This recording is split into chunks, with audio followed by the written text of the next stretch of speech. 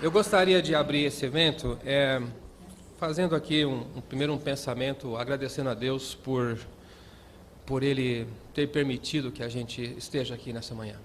E aqui eu tenho a minha oração de higienista, né? Agradeço a Deus por ter antecipado a sua bondade, dando-nos o privilégio de estarmos aqui. Eu quero dizer que eu, como presidente e organizador do evento, eu me preocupo também quando vocês vêm dos outros estados e viajam. E eu fico pedindo a Deus que vocês venham e voltem em segurança. E estejam na nossa cidade também em segurança. O ano passado, alguns me falaram assim, o Rio de Janeiro é muito perigoso, vocês são loucos de levar um evento para lá. Eu quero dizer que dos 300 pessoas que tiveram no Rio de Janeiro ano passado, nós não tivemos notícia de nenhum problema. Quando nós fomos jantar lá na Barra da Tijuca, nós tínhamos 2 ônibus para ir no jantar, e alguém falou, olha, aquele túnel, se ele parar aquele túnel, os caras vão assaltar vocês. E nós fomos na Barra da Tijuca, tivemos um excelente jantar, na volta o ônibus parou no túnel. Vladimir olhou para mim desesperado e eu olhei para ele branco, se é que isso é possível, né? Mas não era só um problema de trânsito, fomos e voltamos. Nós tivemos 2 ocorrências. Uma delas, das nossas congressistas, esqueceu a bolsa num táxi. E o taxista voltou e devolveu a bolsa. Isso é fantástico, né? Aqui, né? Alguém devolveu a bolsa com todos os documentos e dinheiro e tudo. A segunda ocorrência não é tão feliz. Um dos nossos palestrantes, Dr. Paul Hewitt, que deu o curso de estratégia de amostragem, foi jantar num restaurante, comeu, deu cartão de crédito. Quando ele estava no aeroporto indo embora, foi comprar um presente para a esposa, o cartão foi negado. Tinha saldo estourado. Não entendeu, pagou com outro cartão. Chegou nos Estados Unidos, foi ver, alguém tinha cronado o seu cartão e comprou material de construção assim. Mas ele não teve prejuízos, foi só apenas negar aquela conta. Foram as 2 únicas ocorrências que nós tivemos num evento de 6 dias. Então, isso é uma coisa que a gente também se preocupa, como eu estou me preocupando agora com vocês que vieram para São Paulo, nossa cidade, e que ninguém seja assaltado, que ninguém seja molestado, vão e voltem em segurança. Então, eu quero agradecer a Deus por antecipar, dar esse privilégio para a gente aqui. E também, no Congresso, eu gostaria de fazer esse pedido, né, que o Altíssimo pudesse nos fazer entender as nossas limitações técnicas. No Congresso, ninguém sabe tudo. Acho que tem que ter esse espírito da humildade, da gente poder reconhecer nossas necessidades e também aquilo que nós somos limitados e aonde nós devemos nos aperfeiçoar, que é assim, o espírito do Congresso para a gente avançar. E também gostaria de pedir ao Criador que nos avalie pela sua misericórdia, não pelos nossos resultados, né? Se ele for avaliar pelos meus resultados enquanto profissional, eu acho que eu vou ser reprovado.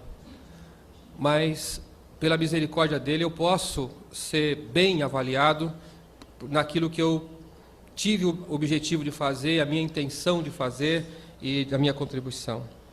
E, por fim, que o Todo-Poderoso possa controlar os riscos que ameaçam a nossa vida, quer seja aqui em São Paulo, quer seja no seu local de trabalho, quer seja com a sua família. Hoje eu gostaria de, rapidinho, tecer alguns pensamentos sobre os meus heróis. Essa é a minha meditação dessa manhã. Um famoso escritor, poeta, dramaturgo, chamado Bertolt Brecht, ele escreveu essa frase, infeliz o país que precisa de heróis. Esse escritor, ele é famoso, eu gosto dele com outras expressões, não essa, e ele era da época de Hitler, saiu da Alemanha, porque ele não concordava com a exaltação das personalidades alemãs da época. E ele pensava no coletivo, ele pensava que ao invés de ter heróis individuais, pessoas que são colocadas nos pedestais, que são homenageadas todo o tempo, ele pensava na nação, ele pensava no coletivo que pudesse avançar, e esse que era a maneira dele se expressar. Mas, por ironia da vida, o próprio Bertolt Brecht se tornou um herói também para aqueles que tinham o pensamento de esquerda, o pensamento socialista, o pensamento marxista. Essa frase tem sido às vezes discutida e vocês vão encontrar em outros lugares também pessoas que contestam essa afirmação, e eu encontrei um artigo dizendo: triste é a nação que acha que não precisa de heróis. Um pensamento inverso, porque nesse momento que nós achamos que não precisamos de heróis, nós estamos desprezando o sucesso dos nossos compatriotas. Nós não valorizamos o trabalho que eles fazem, nós não os honramos na medida que eles devem ser honrados.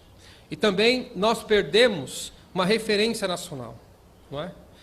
E aqui no Brasil, se eu perguntasse para vocês quem é o herói que vocês têm, qual é o herói brasileiro, que nós poderíamos, quem sabe, colocar uma foto aqui, e nós temos dificuldade de apontar alguém, porque por alguma razão que eu vou chamar aqui de cultural, nós destruímos nossos heróis. Quando você está no primário, no ensino fundamental, você aprende que nós temos vários heróis da independência, heróis militares. Aí quando você vai estudando mais, você chega, por exemplo, no cursinho, fazendo, por exemplo, o vestibular para ir para a universidade, destroem os nossos heróis, porque começam a apontar tantas falhas neles, e a gente fica decepcionado com Dom Pedro I, com Tiradentes, com Duque de Caxias e outros personagens da nossa história. Mas isso, a falta desses heróis, ele deixa na gente um espírito depressivo, né?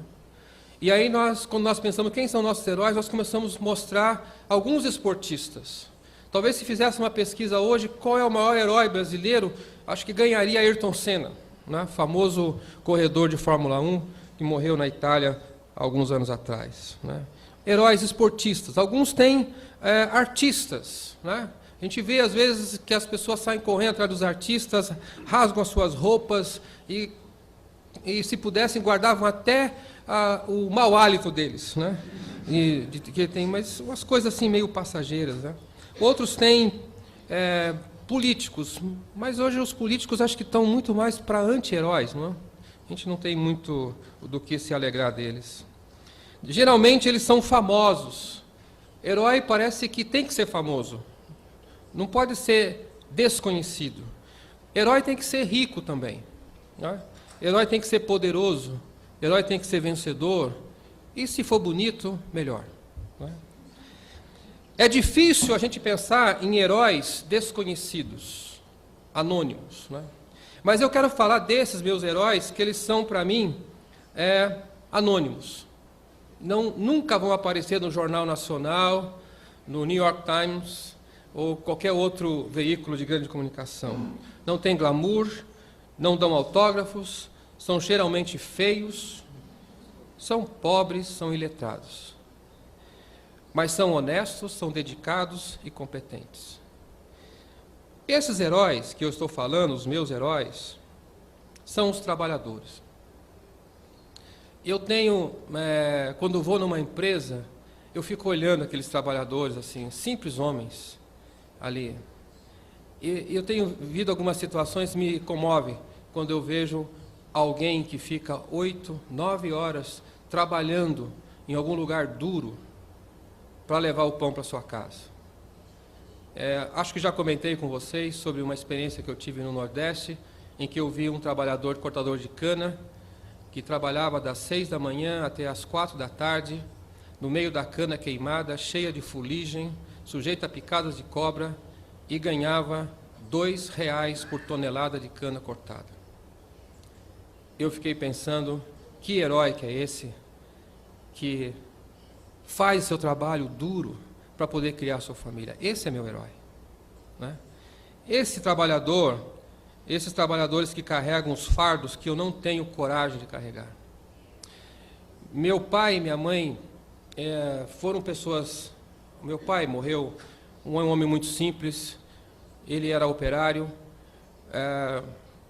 Na época eu não entendi, eu não tinha como herói. Eu tenho que reconhecer isso. Porque na época que a gente é adolescente, jovem, a gente quer o herói famoso, o herói de sucesso, o pai que venceu. Mas se você tiver um pai que não venceu, que não deu certo profissionalmente, você não tem muito como herói. Mas hoje, aos 51 anos de idade, eu fico refletindo sobre meu pai, e eu falo, meu pai era um herói também. Porque sem fama, sem dinheiro, sem sucesso, ele trabalhou até o último dia da sua vida. O último dia da sua vida trabalhou. Para que pudesse ter uma vida, pelo menos digna profissionalmente. Nunca apareceu na televisão, nunca ninguém lhe pediu autógrafo. Minha mãe também, uma mulher simples, semi-analfabeta, trabalhava na feira, vendendo cachorro-quente, todos os dias. Levantava de madrugada para poder atender a esses feirantes de São Paulo, que para mim também são os grandes heróis. Eu tenho grande admiração pelos feirantes, porque eles acordam de madrugada, eles vão com aqueles caminhões, vão vender as verduras, as frutas, eles trazem alimento para o povo, e aí você chega para comprar, depois de algumas horas, eles estão alegres, eles estão animados, eles estão cantando, fazendo assim, frases de efeitos, eles conseguem te convencer de que você precisa comprar aquele produto, mesmo que você esteja de mau humor, e você se esquece que ele estava lá desde as 5 da manhã trabalhando. Esse é meu herói também. Eu penso também nesses homens que enfrentam aí os cortadores de cana, mas que fazem o trabalho com doçura. Esse é o meu herói. O meu herói também é o agricultor, né? Marcado pelas raios ultravioletas, envelhecido pelo sol, mas dedicado a produzir o alimento que vem à minha mesa. Esse é meu herói. O meu herói é o mineiro, né, que não se importa com a aparência para que eu tenha uma joia bonita, para que eu possa me enfeitar. Não é? Enfim, para mim, o meu herói é todo trabalhador que, ao raiar do sol, está ocupado contribuindo para a sociedade, não se preocupando com outras coisas que apenas dão fama, apenas dão poder, mas produzem. Aquele trabalhador que, quando nós vamos na empresa, nós temos que colocar lá o nosso equipamento nele, seja um dosímetro, seja uma bombinha, e ele está lá 8 horas exposto àqueles riscos. Esse é o meu herói. É essa pessoa que nós, higienistas, não é? Nós, higienistas, devemos pensar nesse congresso, que eu vim aqui para me aperfeiçoar tecnicamente, ouvir os especialistas, e quando voltar para o meu trabalho, eu vou atender, servir, prestar o tributo a esse meu herói que está lá e nem sabe que a BHO existe.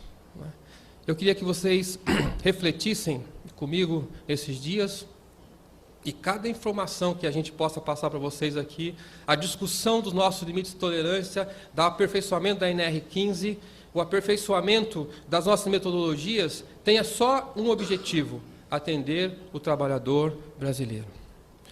Às vezes nós temos visto que muitos congressos perdem muito tempo discutindo coisas que não ajudam o trabalhador. Eu estava num congresso essa semana e perguntei para eles quantas vezes participaram, por exemplo, de discussões sobre a NR4, que trata do profissional de prevenção no Brasil.